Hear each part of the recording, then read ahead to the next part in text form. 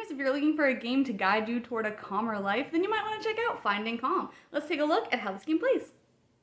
In this game, the player or players are going to be creating a 3x3 grid of oracle cards, and the goal is to have as few face-up cards as possible by the end of the game. On a turn, a player will decide whether they're going to play a card to the grid or move a card in the grid, and that's going to be chosen before you flip over the top card of the deck to see what that is. So early on, the first card does start in the center of that grid. I might pick to play another card because there's not much going on. When you look at that card, you will decide where in the grid you want to place it. You must place it to an open slot, so that is an empty slot, or a slot that only has face down cards on it. So if I place it in a way where a sun touches another card or cards, I will flip that card or cards over. So if I played it here, nothing would happen.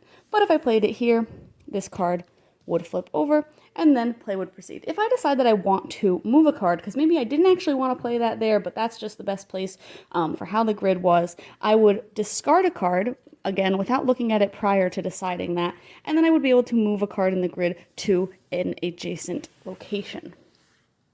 And play will continue until your grid is full and you choose to stop, or until you run out of cards. And then depending on how the board is set up, so maybe I was able to play a whole bunch of cards here, and maybe that was how I ended my game, because I had discarded all these cards. Your score will depend on how many face-up cards you have, and empty slots will count as face-up for the purposes of scoring, so I would have a score of 2, 4, 6, 7.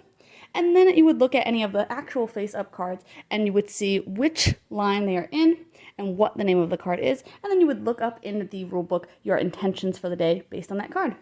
As you complete certain things defined in the rulebook, so having certain scores, you will also be able to open some envelopes to get a couple of more cards, which will also have some special abilities, but I won't spoil those for you now.